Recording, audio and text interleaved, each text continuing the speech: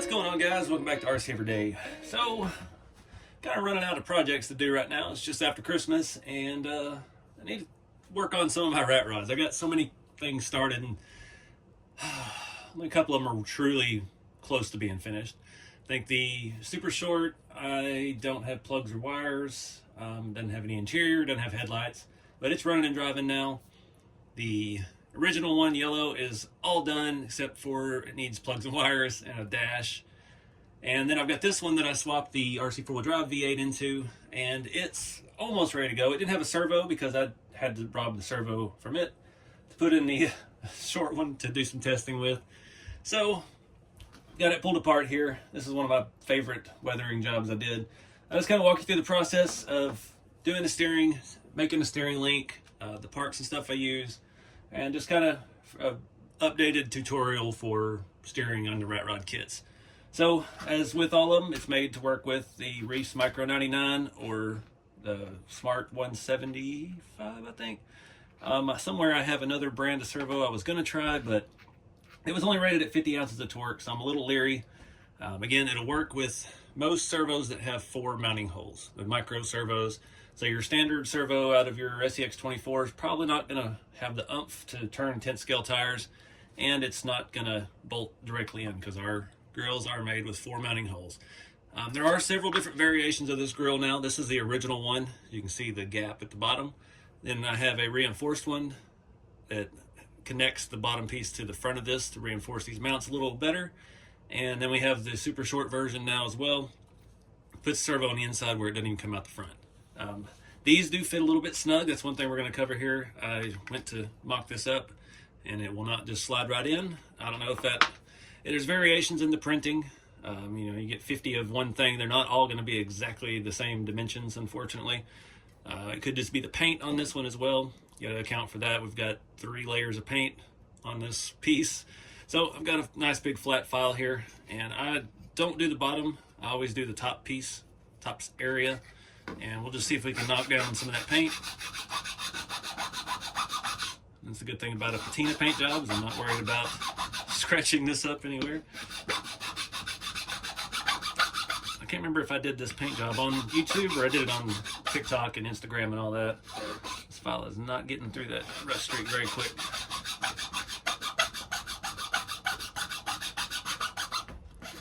Another problem I'm having is I've run out of the small screws for the servos. They are 2.5 mil, I believe. Let me test fit real quick. See if this one will work. Yeah, that's it. So I get these screws from RC 4-wheel drive body kits. I like the coarse thread because we are threading in the plastic. Fine thread will work as well. Just don't strip them out. Be careful with them. Don't over torque them. When you're threading anything into any of the printed parts with these kits, just yeah, use some caution. It still fits in there pretty snug. Maybe not all the way in yet. A little bit more filing. And some of them they just drop right in and they won't stay in without bolts. Some of them it's a little bit of a fight.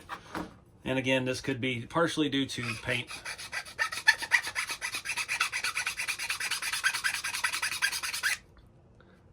The original tutorial I did talking about servo horns, I used the Reef's micro servo horn because it's a different size spline than your regular size servos. And we had to drill out the end to fit M3 hardware because we're using standard M3 links and stuff to attach the steering. And these are obviously designed for 24 scale type applications. I think it was Dan at Beef Tubes posted this in our Facebook group for the kits.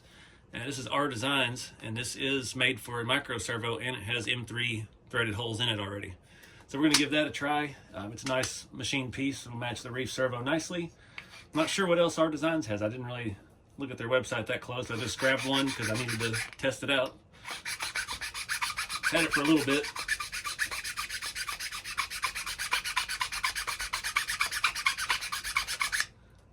All right, we're getting down. I believe it looks cooler too. Now, one thing to think about too is which orientation. Where do you want your link? With the Reefs, I like it to have the wording right side up, so we're going to put it that way. We'll figure out when we get to the axle which direction it's all going to go. Yeah, that's going to go in nice now. I can get it centered up better. I think I may have to have to shave a little bit of paint off the bottom. Feels like there's something, yeah, I see a burr sticking up right there. I just don't want to scrape all of this off the inside because it looks nice inside of there if it's weathered. But just be a little bit delicate with it. I've had a few of these come up broken. Say people forcing them in and they pop through, and then you snap off one of these studs. There we go. So now we're in. Even shows 99 micro on the bottom.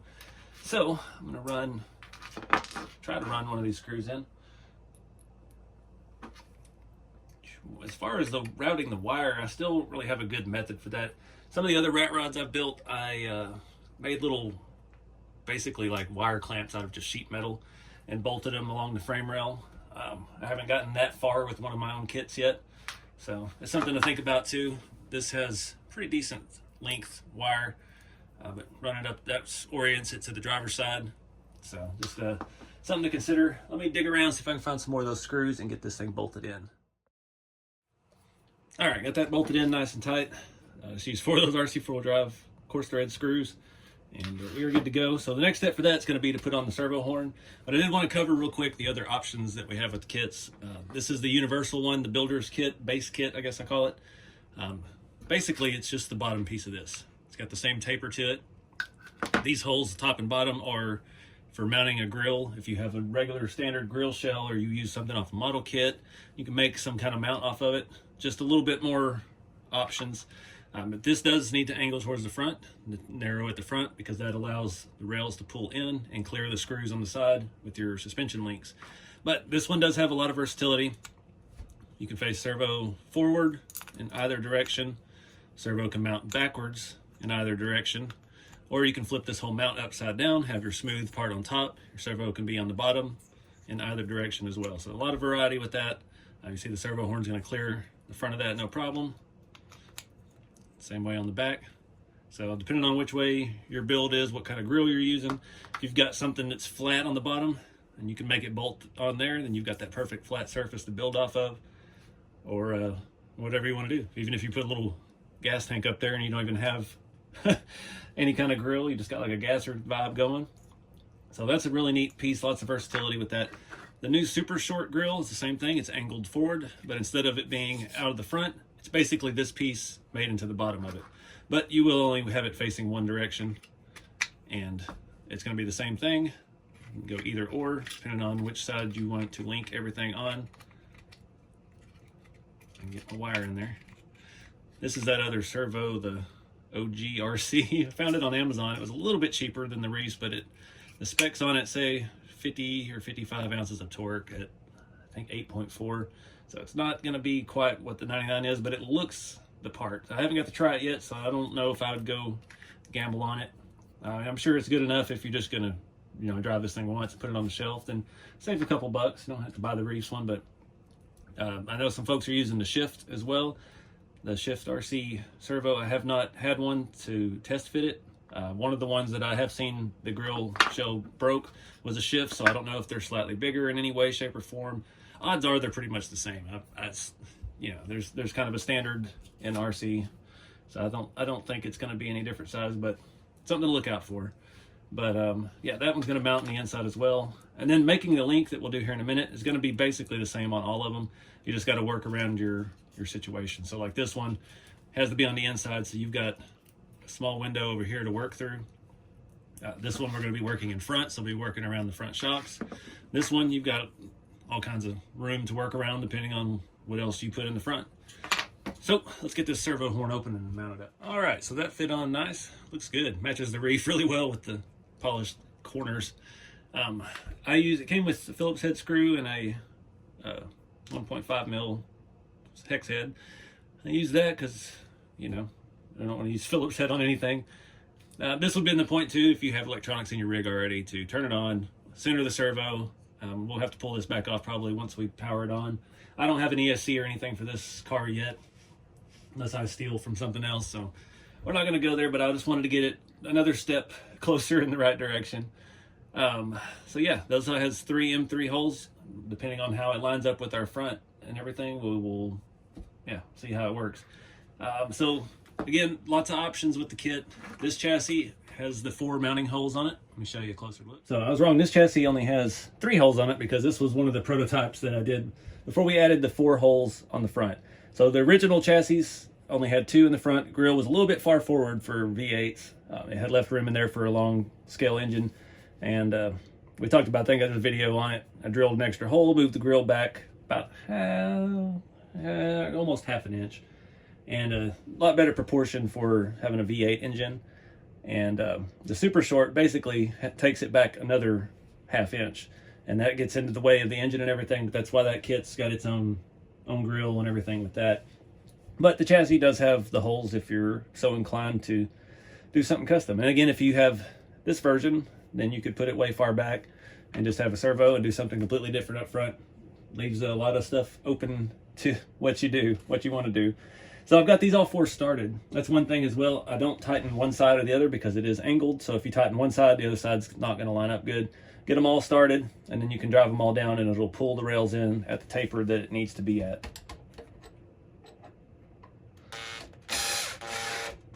Again, just snugging up.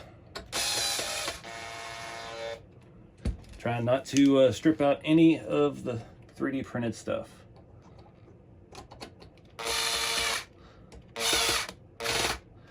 Some of my scale bolts are rounded off, it sounds like.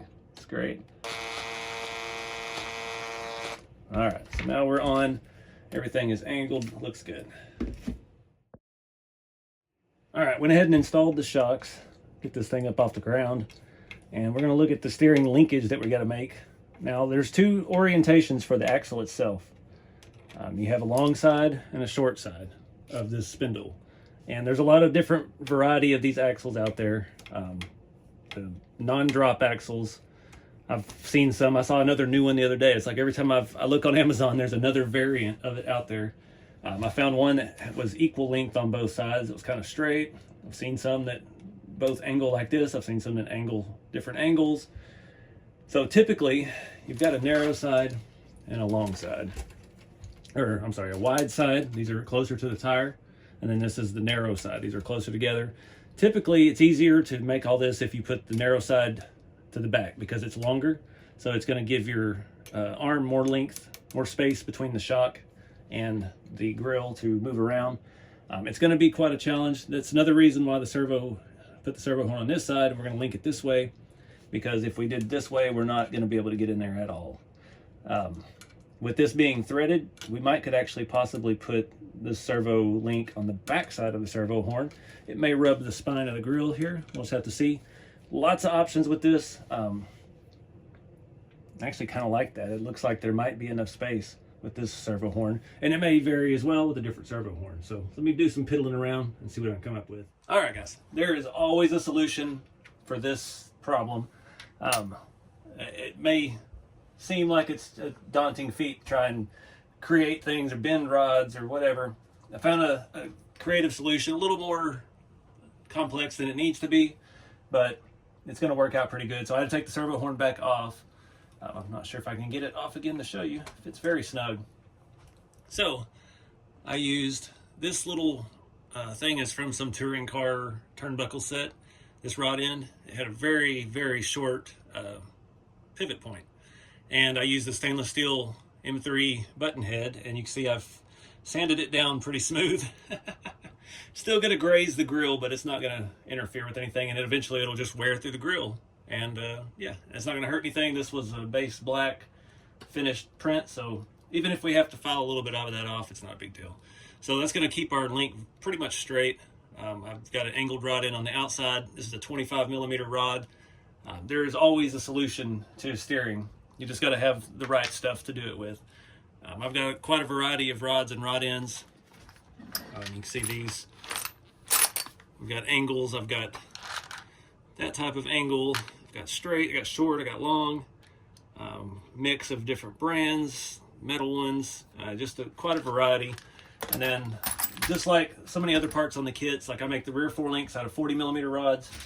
They're hard to find usually through like RC4 Drive, but there's a link in the Amazon store for, I've got 20, 25, 30, 35, and 40s. You can see I've got some that I bent trying to do the super short that didn't work out. And yeah, this took me a couple tries to get one on there.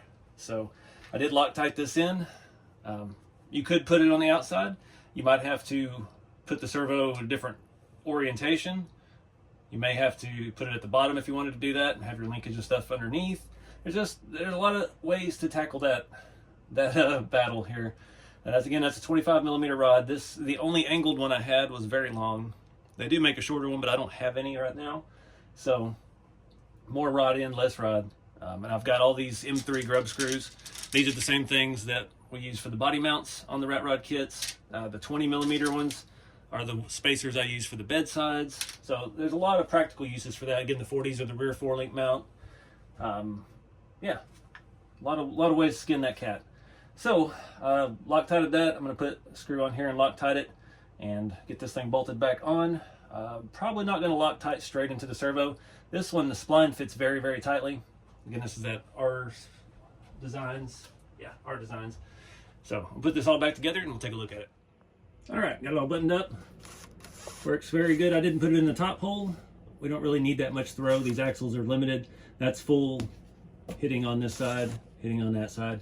So yeah, definitely don't need that much range. We're not drifting with this thing or anything like that. And if you're building like a drag car out of it, you really don't need that much. You're gonna have your steering valve down anyway.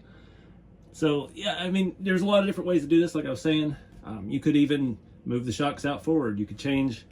I know somebody in the group suggested it, and that's what I've been doing on the short wheelbase. Putting the shocks outside the axle here, moving the axle back, and then you've got plenty of space. You have to space your upper shock mounts out about 5 or 6 millimeter.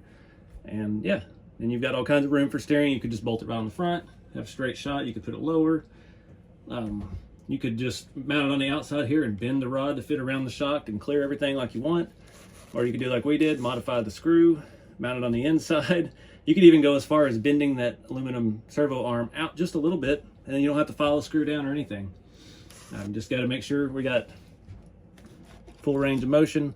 We've got about 3 millimeter between the rod end and the shock and the servo horn and the shock that way. This way we've got about 2 millimeter between the shock and the rod. And that's another thing too, when you're doing this kind of stuff, there's different diameters of these rods. There's 5 and 6 millimeter thick.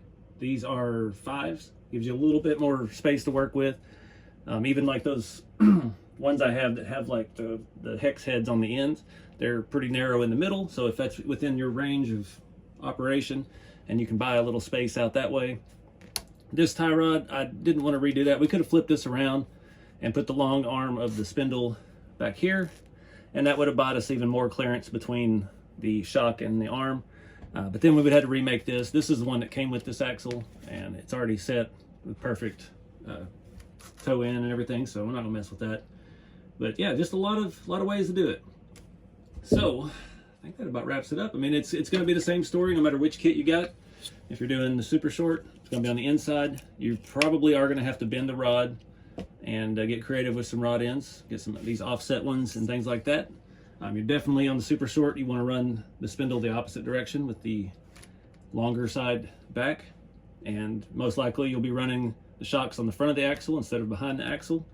But you never know. It's what's cool about this. I put it out. I didn't never do that style before, and somebody in the group figured it out on their own, posted it up. So now that's, you know, another viable option. It's neat to see what everybody comes up with. I'll show you that one here real quick. All right, so you see this one's a different animal altogether. We've got the non-drop axle, so this is just an Linkage axle off of Amazon or some variant of it. It has even longer rear spindle arms with 2 holes, which worked out well for this setup.